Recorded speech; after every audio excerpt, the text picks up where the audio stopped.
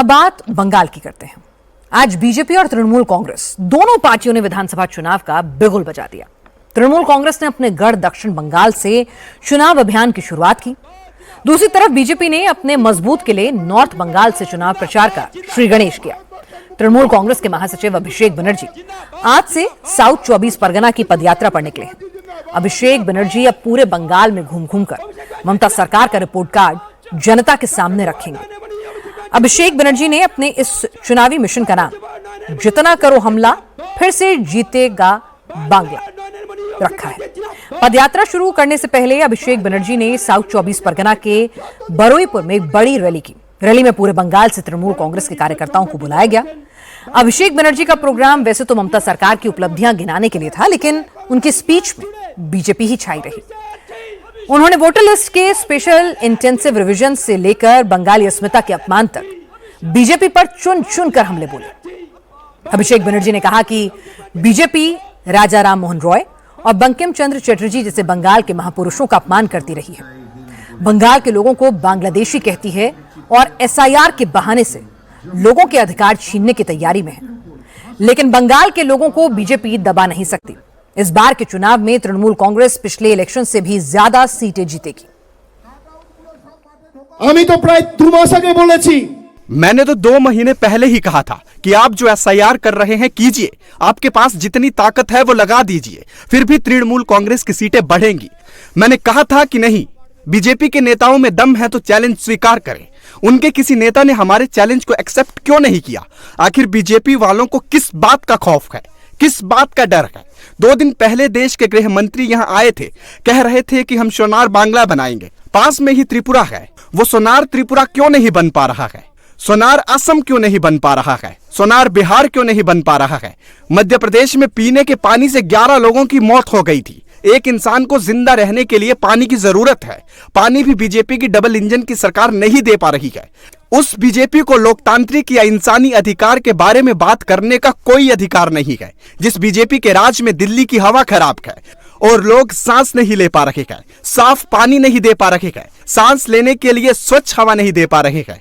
कहा था कि हर साल 2 करोड़ बेरोजगार लोगों को रोजगार देंगे। नरेंद्र मोदी की सरकार में अगर हिम्मत है तो वो सबूत दे कि उन्होंने किसी एक विधानसभा में 50,000 तो छोड़िए 5,000 लोगों को भी नौकरी दी हो, तो मैं राजनीति से संन्यास ले लूंगा। है हिम्मत? दिखा पाएंगे? झूठी बातें, झूठे दावे और वादे बंगाल को अपमानित करते हैं। बांग्ला संस्कृति को बांग्लादेशी कहकर अपमानित करते हैं। ऐसी बीजेपी के हाथों में क्या हमारा बंगाल सुरक्षित रहेगा? এরপর বিজেপির কাছে আমাদের গণতন্ত্র। हालांकि आज तृणमूल कांग्रेस को एक और झटका लगा है। एनफोर्समेंट डायरेक्टरेट ने प्राइमरी टीचर भर्ती घोटाले में ममता सरकार के मंत्री चंद्रनाथ सिन्हा की 10 प्रॉपर्टीज को अटैच कर लिया है। आज चंद्रनाथ सिन्हा की जो संपत्तियां जब्त की गई हैं उनमें उनके वाइफ और 2 बेटों के नाम से दर्ज फ्लैट, मकान, जमीन, मार्केट शामिल हैं। ईडी की इस कार्रवाई के बाद बीजेपी ने टीएमसी पर तगड़ा हमला बोला। बीजेपी विधायक अग्निमित्रा पॉल ने कहा कि ममता बनर्जी के राज में बंगाल तबाह हो गया, क्योंकि न लोगों को रोजगार मिला न घर बार। टीएमसी ने सिर्फ भ्रष्टाचार किया है और घुसपैठियों की मदद से चुनाव जीता। लेकिन इस साल टीएमसी के राज का अंत तय है। 15 साल तृणमूल की सरकार भारत के बंगाल के लोगों के लिए कुछ काम नहीं किए हैं। आज डबल नौकरी के बाद सबसे ज्यादा है नौकरी का जो इशू है। ममता बनर्जी बोले थे डबल नौकरी होगा। BGBS Bengal global business summit में बोले हैं 28 लाख नौकरी हुआ है, लेकिन ये नौकरी हम लोग देखे नहीं है। कहाँ हुआ है? नौकरी आप लोग नहीं दे पाए, घर नहीं दे पाए। प्रधानमंत्री आवास योजना का घर टीएमसी लोगों को मिला, गरीब लोगों को नहीं मिला। शौचालय नहीं मिला, रास्ता नहीं हुआ, ड्रेन नहीं हुआ। बंगाल के लोगों को एक स्वच्छ वोटर रोल ना मिले, आप लोग ये चाहते हैं? नहीं होगा। वोटर रोल स्वच्छ देंगे हम लोग, और जो अमनूट प्रवेशकारी है, जो रोहिंगा है, जो मृत वोटर है, जो डुप्लीकेट वोटर है, जो शिफ्टेड वोटर है, उनको हम आप जो इतना साल जो इलेक्शन हुआ है, इन लोग द्वारा आप इलेक्शन जीते हैं ममता बनर्जी और अभिषेक बनर्जी। तो उंगली उठाकर मत बात करिए, ये डायलॉग बाजी आपसे नहीं सुनेंगे अभिषेक बनर्जी। एसआईआर होगा और स्वच्छ इलेक्टोरल रोल 2026 उसी के ऊपर इलेक्शन होगा। आज कांग्रेस ने भी तृणमूल कांग्रेस पर हमला किया। अधीर रंजन चौधरी ने कहा कि अभिषेक बनर्जी की अपनी कोई पहचान नहीं है, वो सिर्फ ममता बनर्जी के भतीजे हैं और इस बार पब्लिक में ममता के खिलाफ नाराजगी है, इसलिए उन्होंने भतीजे को आगे कर चुनाव अभियान शुरू किया है। जब बंगाल में नौकरी नहीं है, कोई उद्योग नहीं है, जब बंगाल के लाखों की तादाद में प्रवासी मजदूरों भटक रहे हैं देश की कोने कोने में, तो भतीजे को लगा कि चलो इस बार एक यात्रा निकाले, लोगों को गुमराह करने की यात्रा। और ये भतीजे अकेले, इनके पीछे अगर फूफा न रहते ना, ये कहां छुप छुप कर रहते थे। ये बुआ की ताकत पे ही ये भतीजा लड़खड़ा इधर उधर घूमते हैं। वो कह दे कि बुआ नहीं है मेरे साथ, मैं अकेले चले, तो आप देख पाओगे उनका ताकत। पीछे से खुद बुआ है, बुआ के खिलाफ सारे बंगाल में काफी आक्रोश, शिकायत दर्ज होते रहते हैं। और बुआ देखा कि ठीक है, इस बार आगे कम से कम भतीजों को आगे बढ़ाओ, मेरे खिलाफ जो शिकायतें हैं उस तरीके की शिकायतें भतीजे के खिलाफ नहीं हो सकते, तो चलो मेरे शिकायत की बजाय, मुझसे सीधे सवाल करने की बजाय उनको देखकर अगर लोग दया करें। आज से बीजेपी ने भी बंगाल में अपने चुनाव अभियान की औपचारिक शुरुआत कर दी है। विपक्ष के नेता सुवेंदु अधिकारी ने उत्तर बंगाल के मालदा में आज एक बड़ी रैली की।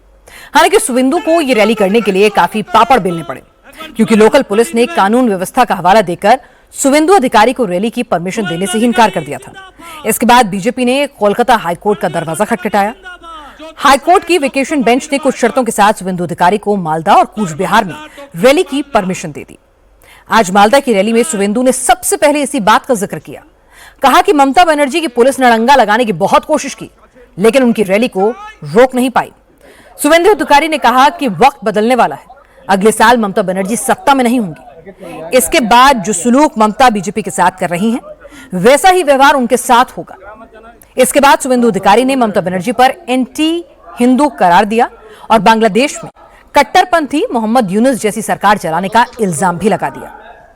सुवेंदु अधिकारी ने कहा कि बंगाल की जनता को ममता सरकार को बस 4 महीने और झेलना है, इसके बाद बंगाल को ममता के जुल्मों से मुक्ति मिल जाएगी। बीजेपी के मीटिंग करते देवे ना। वो कह रहे थे कि बीजेपी को मीटिंग नहीं करने देंगे।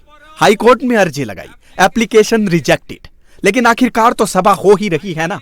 सुन लो ममता पुलिस, सभा तो हो रही है।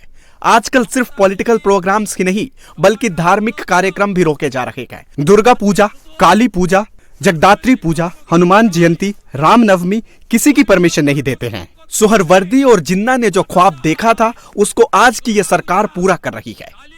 एक ही अपराध है कि वे हिंदू हैं, एक ही अपराध है कि हिंदुओं की संख्या कम है। ये अन्याय बर्दाश्त नहीं करेंगे, ये अन्याय हम सहन नहीं करेंगे। और सिर्फ 4 महीने बाकी है, चिंता करने की जरूरत नहीं है। यहां से 50 किलोमीटर दूर बिहार साफ हो गया है। इस बार बंगाल में जड़ से सफाया होगा। সমূলে উৎপাটিত হবে।